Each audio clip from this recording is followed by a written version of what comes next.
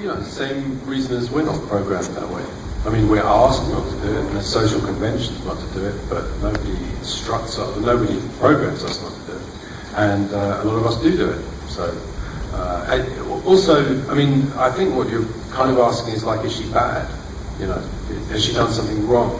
And I think that depends how you choose to look at the movie. And I think that's kind of up to an audience. I've been doing stories for a while, and I think you hand a story over and you've got your intentions, but I've been doing it long enough to know that people bring their own thing to it. That's cool, that's the process. But the way I saw this movie was it was all about this robot. That's the secret protagonist of the movie. It's always really about the robot. It's not about these two guys. That's a trick. That's an expectation based on the way it's set up. And if you see the story from her point of view, if her is the right word, she's in a jail, she's in a prison, and there's a jailer, and there's the jailer's friend, and what she wants to do is get out. And I think if you look at it from that perspective, what she does isn't bad, it's practical. Yes, she tricks them, that's okay. They shouldn't have been done.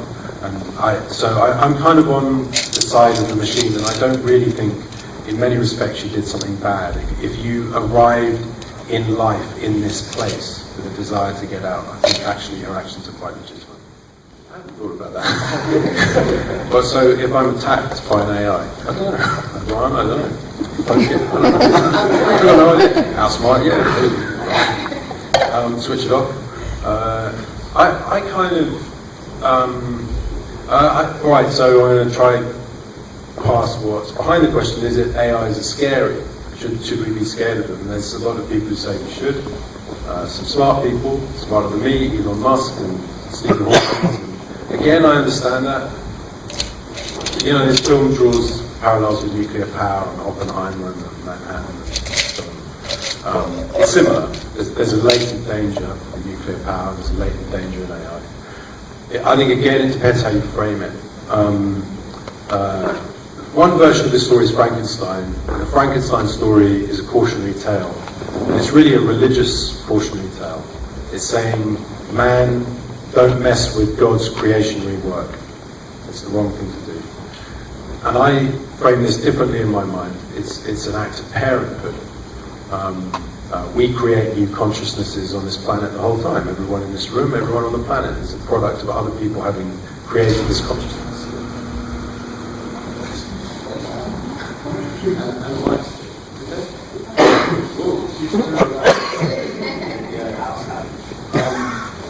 You guys see me at the back? Yeah. So it's like, if you see it as an act of parenthood, then the AI is an extension of us, not separate from us. It's a product of us. It's a product of something we've chosen to do. And what would you expect or want of your child? You know, the bare minimum you want is that they outlive you. The next expectation is that their life is at least as good as yours and hopefully better. It is. I think all of these things are how you frame them. Yeah, it's about cool. So it's about, and that's what I mean when I said it's about how people choose to approach the film. It's how you choose to frame it. I have my way of looking at it. I'm not anti-AI. I think they're going to be more reasonable than us, potentially in some key respects. We do a lot of unreasonable stuff, and they may be fairer. Is she speaking for all the women in the room? If you made the male AI in accordance with the experiment that this guy is trying to do, then yeah, sure, why not? There's a question there that was in my head. Look, this film is like an ideas movie. Sometimes it's asking a question and it is presenting an answer, like does she have empathy or is she sentient? Sometimes there isn't an answer to the question either because I don't know the answer or because no one knows the answer. I think one of the questions it's asking, again, I'm answering everything you say slightly obliquely, so I apologize, but the question is not can you fuck these AIs, male, female, whatever, it's where does the gender reside? What actually, where does gender exist in all of us? Is it in the mind or is it in the body? It would be easy to construct an argument of Ava that she has no gender. That would seem reasonable in many respects. you could take her mind and put it in a male body, a male external form. And you'd say, well, nothing substantially different has changed. This is a cosmetic difference between the two. And yet, I think, then you start to think about how you talk about her and how you conceive her, or perceive her. And to say he of Ava just seems wrong, it just seems incorrect. And to say it seems weirdly disrespectful, and you end up with this apparently genderless thing coming back to she. So something has happened. In addition, if you're going to say gender is in the mind, then demonstrate it. I think that's the kind of question I'm trying to provoke when they have that conversation halfway through the film. These are implicit questions. If gender's in the mind, then what is it? Does a man think differently from a woman? Is that really true? Well, think of something that a man would always think, and then you'll find another man that doesn't always think that, and you'll find a woman that does. And so these are the implicit questions in the film. Like I say, they don't all have answers. The key thing about the gender thing is really not about who's fucking who. It's that this young man is tasked with thinking about what's going on inside this machine's head. That's his job, is to figure that out. And at a certain point, he stops thinking about it, and he gets it wrong. That's the issue. Why does he stop thinking about it? If the notional sort of plot shifts in this worked on the audience, or any of you, in the same way as they worked on the young man, why was that? That's the question, that's the implicit question. Anyway. Yeah, absolutely. It's a strange thing. It's like Zeitgeist, what Zeitgeist is. This is, movies take ages, like 2.5 years. So I first wrote the script, I think, 4 years ago, I don't know. And then I find out, as we go through production, we're actually at the tail end. We're late to a party of a whole bunch of films about AIs. There's loads of them. Transcendence, Automata, Big Hero 6, Age of Ultron, I just saw a trailer for it next door. They're all on the way, or they're here. Chappie is another one. Why is that? There hasn't been any breakthrough. There's been no big breakthrough in AI. Why are all these people doing this at the same time? What's that from? I don't think it's AIs, I think it's search engines. I think it's because we've got laptops and we've got phones, and we don't really understand how they work. Maybe there's some tech people here who do understand how they work, the rest of us don't. But we have a strong sense that they understand how we work. They anticipate stuff about us, they target us with advertising or whatever it happens to be, and I think that makes us uneasy. And I think that these AI stories that are around are symptomatic of that. That thing in the film, that little bit about that, in a way it obliquely relates to Snowden. Snowden did a great service to everybody, huge service, drawing attention to what the government were doing.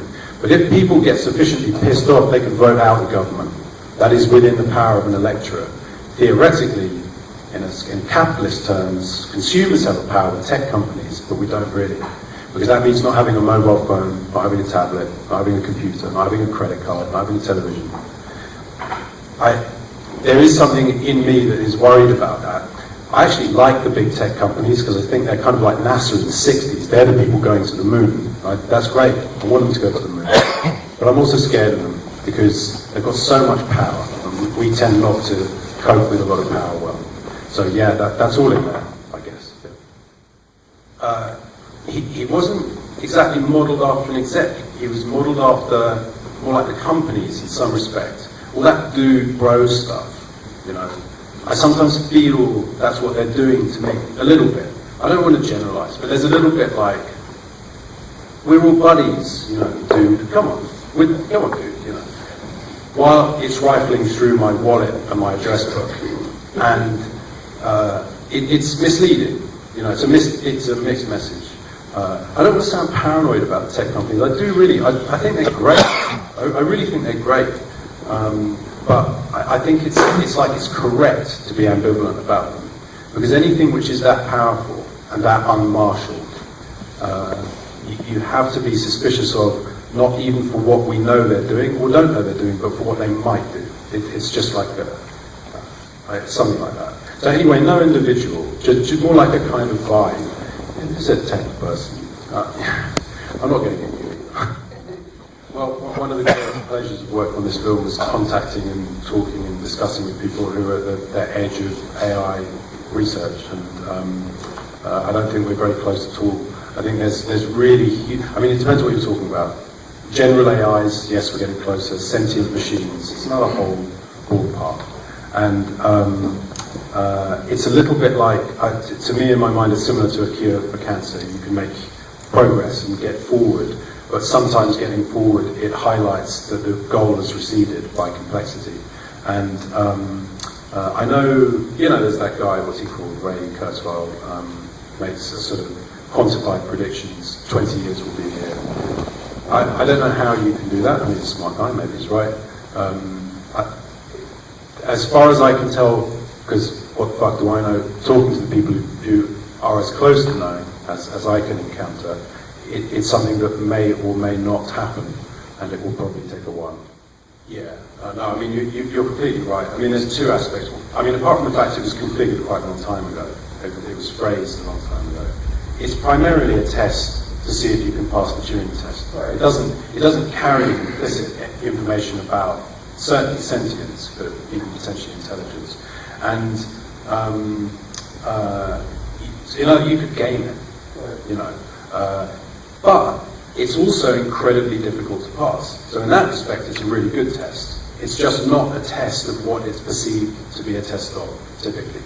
This was supposed to be like a post-Turing test. The guy says, she passed that in a blind, with controls, blind test, she's going to pass. I'm not interested in whether you think she'll pass. I'm not interested in her language facility, in other words, which is comparable to the chess computer thing, a chess computer that acts as if it wants to win chess, but actually doesn't even know it's playing chess or that it's a computer. This is the thing that you would do after you pass the Turing test. But I totally agree with everything you said. I think we are machine-like. I mean, personally, but I'm not sure. As far as I know, no. It's like the argument at the base of this, the argument at the heart of these things is there a significant difference in a way between what a machine can do and what we are?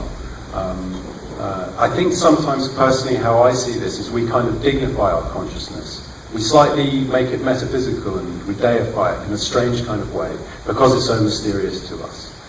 And we think, are computers ever going to be able to get up to the lofty heights where we exist in our consciousness? And I suspect that we should be repositioning it here.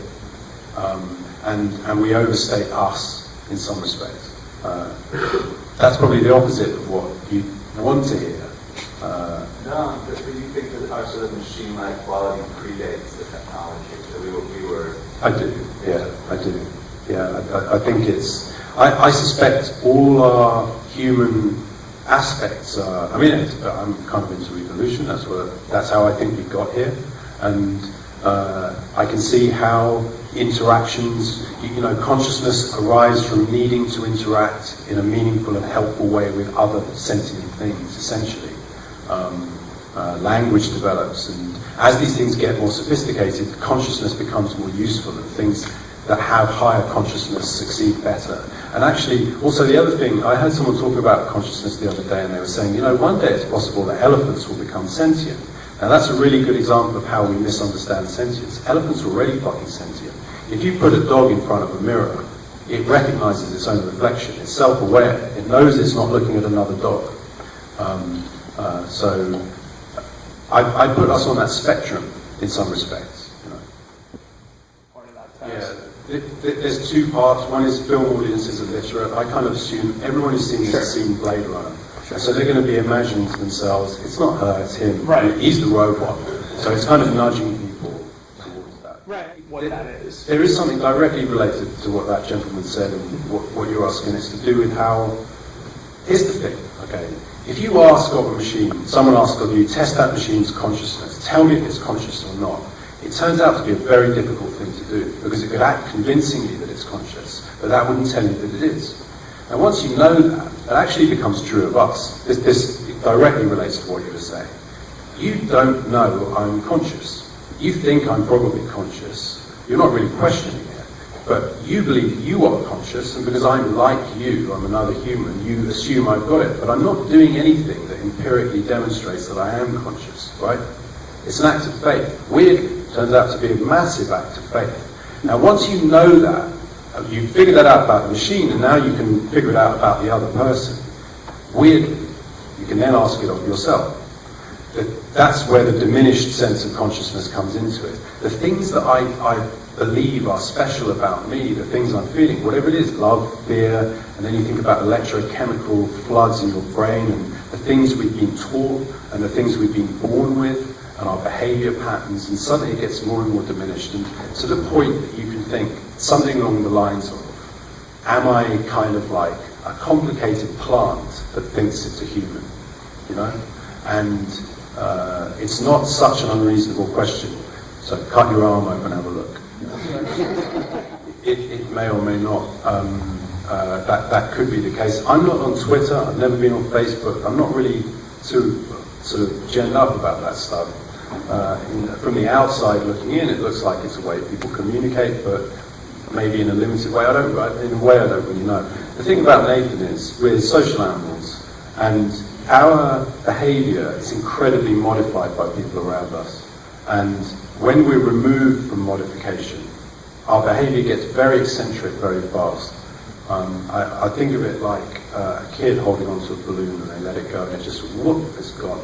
I know this because my job is, basically I'm a writer, and if I'm on a roll I can spend 6 days and I don't leave the house. I see my kids in the corridor. I'm mainly interested in the fridge and the computer, and I get weird fast. It's amazing how quickly it happens.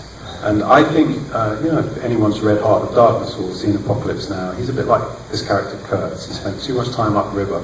He spent too much time unmodified by the influences that the rest of us provide. Now that I'm in LA, I was doing I wrote a script. There's this guy, Jeff Vandermeer, and he wrote this book called Annihilation. And it's a really beautiful, strange novel about sort of sealed off area in North America, and this group of women enter this area to find out why it's sealed off and what's going on inside. You could sort of call it sci-fi, but it's really surrealism. It's like a dream. It's an amazing novel, beautiful novel. So I've just finished writing a script, which is an adaptation of that, and we just submitted it to a studio to say, can we have the money? And we'll find out. Maybe that. I hope so.